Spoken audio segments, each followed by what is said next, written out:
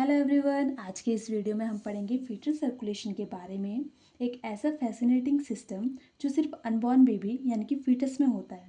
मैं आपको डायग्राम के साथ स्टेप बाय स्टेप समझाऊंगी कि ब्लड कैसे सर्कुलेट करता है फीटस के शरीर में और कैसे जो है ये सिस्टम बर्थ के बाद कम्प्लीटली चेंज हो जाता है। तो चलिए शुरू करते हैं। तो सबसे पहले हम ये कुछ डायग्राम्स हैं, इनके बारे में हम पहले नोट डाउन कर लेते हैं, उसके बाद स्टार्ट करेंगे। तो सबसे पहले जो है ये हमारा है प्लेसेंटा, ये है हमारा अम्बिलिकल कॉर्ड,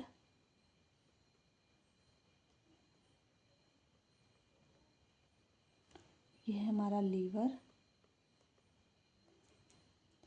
ये हमारा हार्ट हो गया, ये हमारा राइट लंग, ये हमारा लेफ्ट लंग, ये हमारा राइट आर्ट्रियम, ये लेफ्ट आर्ट्रियम, ये राइट वेंट्रिकल, ये लेफ्ट वेंट्रिकल। ठीक है, तो ये हमारे कुछ हमने लेबल कर दिए डायग्राम्स। तो अब हम स्टार्ट करते हैं। तो सबसे पहले हम देख लेते हैं, ये हमारा प्लेसेंटा हो गया, ये हमारा अम्बिलिकल कॉर्ड हो गया, ये लीवर, ये हमारा राइट लेफ्ट लंग, बाकी ये हमारा हार्ट हो गया। तो सबसे पहले हमें ये पता होना चाहिए कि अम्बिलिकल कॉर्ड में से हमारी कितनी वेन्स आर्टरी निकलती है। तो सबसे पहले जो अम्बिलिकल कॉर्ड होती है उसमें हमारी जो है स्टार्टिंग की अगर हम बात करें फीटस में, तो हमारी दो वेन होती है, but due to organogenesis 6 to 8 weeks में ये डिसअपेयर हो जाती है, राइट अम्बिलिकल वेन। और हमारी राइट जो अम्बिलिकल जो वेन है वो एक रह जाती है और दो हमारी आर्टरीज रह जाती है।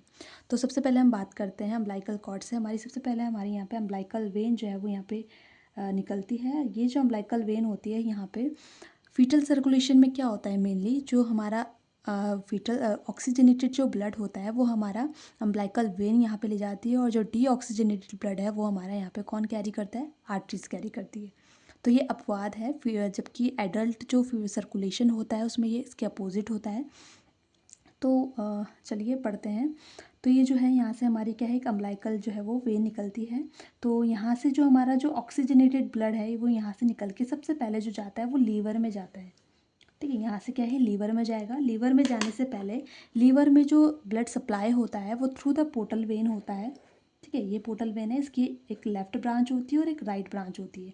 तो ये जो हमारी जो अम्बिलिकल वेन है ये हमारी राइट ब्रांच से जो है वो कनेक्ट हो जाती है। तो यहाँ पे जो हमारा ब्लड है वो कितना ऑक्सीजनेटेड होता है, तो यहाँ पे हमारा 80% जो ब्लड है वो यहाँ पे क्या होगा, ऑक्सीजनेटेड होता है। क्या होगा, हमारा 80% ऑक्सीजनेटेड ब्लड क्या है यहाँ पे हमें देखने को मिलता है। नेक्स्ट बात करते हैं। अब हमें पता है कि जो हमारी हार्ट है, हार्ट में जो है अपर पार्ट से जो भी ब्लड आता है वो थ्रू द किसके थ्रू आता है, सुपीरियर वेना केवा के थ्रू आता है। तो ऑरेंज कलर से मैं डिनोट कर देती हूँ कि जो ऊपर से आ रहे हैं, कि जो अपर बॉडी से हमारा जो ब्लड आ रहा है वो हमारा है सुपीरियर वेना केवा, और जो लोअर बॉडी से ब्लड जा रहा है वो है हमारा इन्फीरियर वेना केवा के थ्रू, है ना। तो ये हमने ऑरेंज कलर से हमने इसको डिनोट कर दिया। ठीक है, ये हो गया हमारा इन्फीरियर वेना केवा। तो ये हमारी हो गई आईवीसी और ये हो गई हमारी एसवीसी। ठीक है, तो अब क्या हुआ कि जो हमारा ये अम्बिलिकल वेन है, अब ये कहाँ जाके कनेक्ट होती है, ये तो ये जाती है हमारी इन्फीरियर वेना केवा के पास।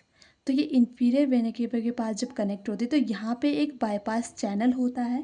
ठीक है, यहाँ पे क्या होता है, एक जो है हमारा बाईपास चैनल होता है यहाँ पे।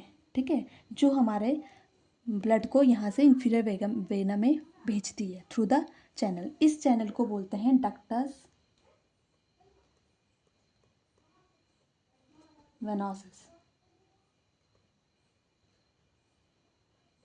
ठीक है, तो ये जो है हमारा फर्स्ट बाईपास चैनल है, जो कि हमारा किसके बीच में है, हमारी अम्बिलिकल वेन और इन्फीरियर वेना केवा के बीच में जो है वो हमारी है डक्टस वेनोसस। तो इस बाईपास चैनल के थ्रू जो है वो ब्लड हमारा कहाँ चला जाता है, इसके थ्रू यहाँ पे हमारा ब्लड राइट आर्टरियम में पहुँच जाता है। ठीक है, राइट आर्टरियम में ब्लड आया।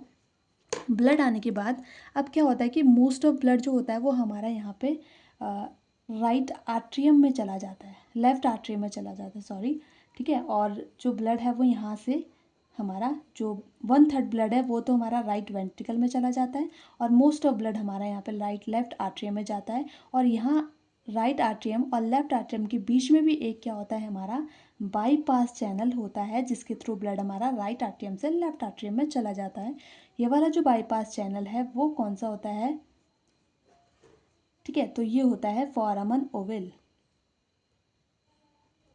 फोरामन ओवल, ठीक है। अब फोरामन ओवल, इसके थ्रू राइट आर्ट्रियम ब्लड से हमारा लेफ्ट आर्ट्रियम में ब्लड गया और यहाँ से, तो यहाँ पे ये ब्लड आएगा, यहाँ से ये लेफ्ट आर्ट्रियम से लेफ्ट वेंट्रिकल में जाकर डायरेक्ट यहाँ एओर्टा से वो चला जाता है, ठीक है। नेक्स्ट यहाँ पे राइट आर्ट्रियम से ब्लड आया राइट वेंट्रिकल में। अब राइट वेंट्रिकल में क्या होती है, हमारी पल्मोनरी आर्टरी होती है, जिसके थ्रू क्या होता है हमारी वो लंग्स में जाती है प्योरिफिकेशन के लिए।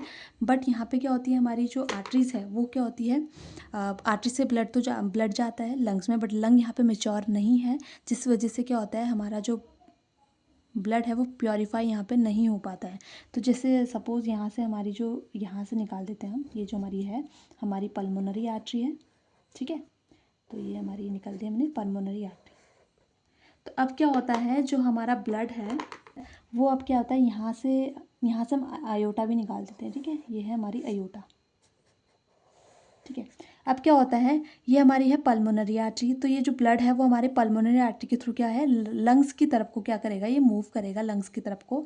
बट यहाँ पे क्या होता है लंग्स मेच्योर नहीं होते हैं, जिस वजह से यहाँ पे ब्लड जो है वो नहीं जाता है। तो यहाँ पे क्या होता है एक बाईपास चैनल प्रेजेंट होता है, ये है हमारा यहाँ पे बाईपास चैनल, हमारी पल्मोनरी आर्टरी और अयोटा के बीच में एक बाईपास चैनल होता है जिसको बोलते हैं हम डक्टस आर्टरियोसिस, ठीक है। तो ये हमारी डक्टस आर्टरियोसिस है, ये हमारी पल्मोनरी आर्टरी और हमारी अयोटा के बीच में होती है। तो इसके थ्रू जो ब्लड है वो हमारा अयोटा में आ जाता है। अब ये जो अयोटा में ब्लड आया, तो अब अयोटा की बहुत सारी ब्राउनल अयोटा, थोरेसिस अयोटा करके इस तरीके से क्या ब्रांचेस डिवाइड होती है।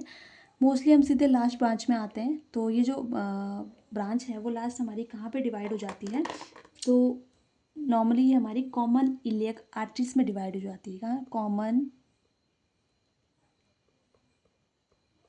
Iliac artery. अब ये जो कॉमन इलियक आर्टरीज होती हैं, अब ये डिवाइड हो जाती हैं हमारी एक्सटर्नल इलियक आर्टरी, ये भी अंदर उसमें डिवाइड हो जाती है।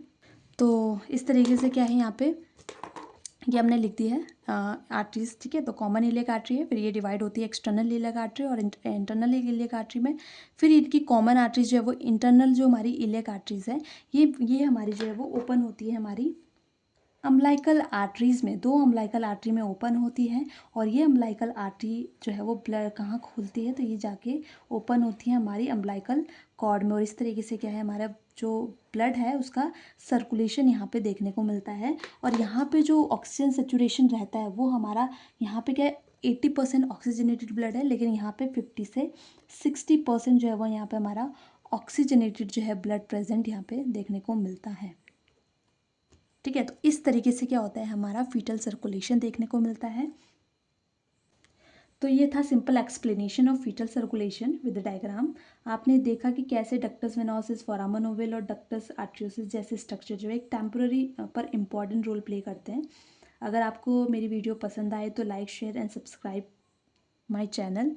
और अगर आपको कोई डाउट हो तो नीचे कमेंट सेक्शन में ज़रूर लिखें। Thank you.